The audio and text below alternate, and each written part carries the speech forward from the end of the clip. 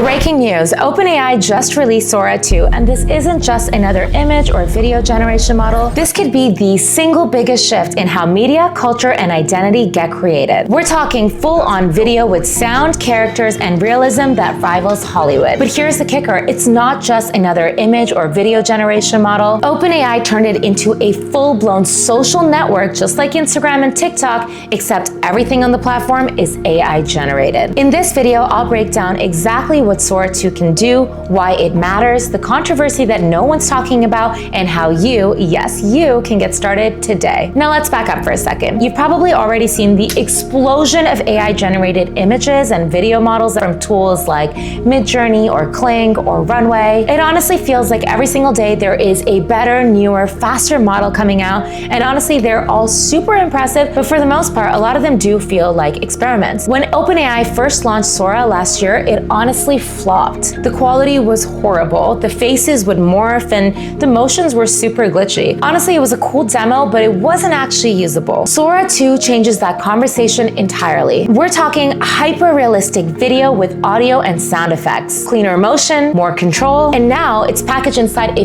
full-blown social media app that completely changes the game. So, what can Sora 2 actually do? Just like any other video generation platform, you start by typing in a simple text prompt. For example, a skateboarder doing tricks on the roof of a neon-lit building in Tokyo with electronic music in the background. 10 seconds later, boom, you've got a full-blown 4K quality clip, characters, physics, and music track to match. No crew, no props, the video just exists. But the real twist is not in the video generation, but in the actual social networking app. Inside the app, you can generate videos from prompts, remix other people's scenes, scroll a personalized Sora feed, and most controversially, you can use Cameos. What is a cameo? In this context, Sora allows you to verify your identity and then create a digital version of yourself that you can then drop into any scene in the app. That means you don't just get to watch AI videos, you get to star in them. You co-own them, you remix them. Sora isn't just competing with Google VO3 or Runway anymore, it's literally competing with TikTok and Instagram. Mind-blowing, right? Except this time, the influencers don't even need to be on camera or film themselves. So why does this actually matter for you? Because video production has always been the most expensive, most time-consuming medium out there. Cameras, lighting, editing, it used to require money and teams. Now it's just prompts. With tools like Sora,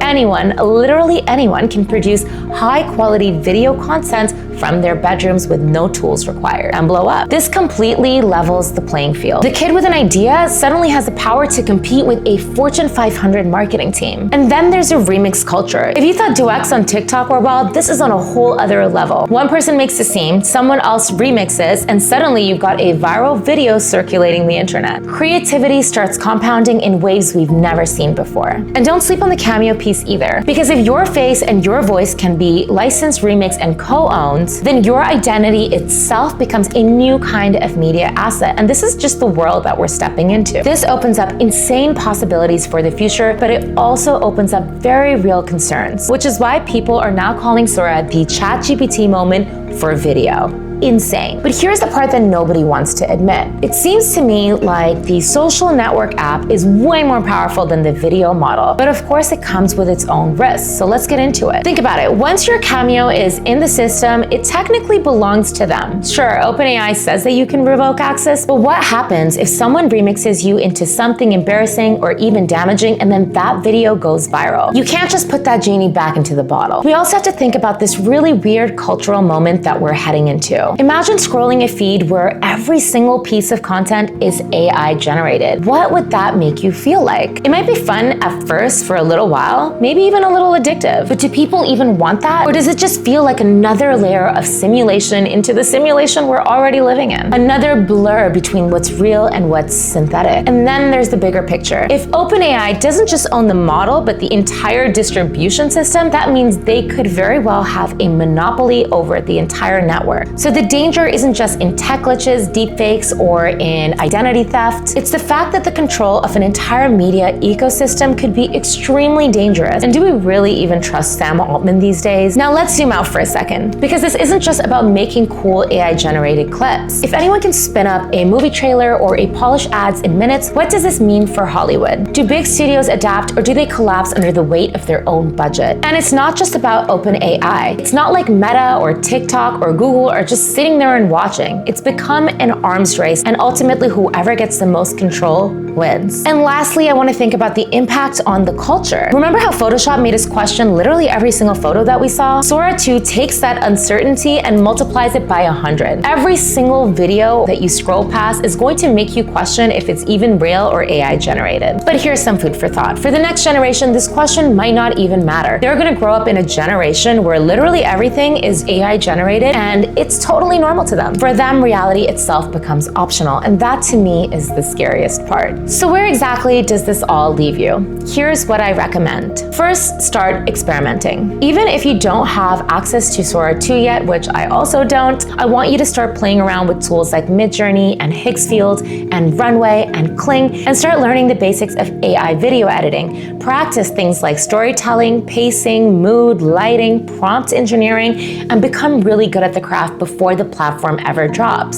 Second, focus on your visual brand voice. In a world that is filled with regurgitated AI content, it's really important for you to stand out. And establishing things like your tone, your colors, your mood, your voice, your vocabulary, your pacing, your rhythm, your flow. These are the things that will make you stand out in a world of AI-generated media. And third, I want you to think in terms of systems, not in terms of one-offs. The real win here isn't just in making a cool AI-generated video, it's in learning how to build a repeatable content engine. Imagine creating daily or weekly videos that compound into a brand and an audience and a business over time. That's where the real leverage is. And finally, share what you learn. The ones who are winning are not just the ones creating content. They're the ones who are teaching, inspiring, and leading communities worldwide. If you can help other people understand and navigate this stuff, you'll build authority so much faster than any ad campaign ever could. So here's the bottom line. Sora 2 isn't just changing AI video generation, it's changing the rules of media entirely. So you can sit back and watch it happen, or you can step in, experiment, and start to build with it. And that's exactly what we're doing at GetEducated.ai, my AI community for creators and entrepreneurs to learn these tools, share strategies, and build the future together. So join us, because this isn't just hype. This is history happening in real time. Because the future doesn't belong to those who wait, it belongs to those who build.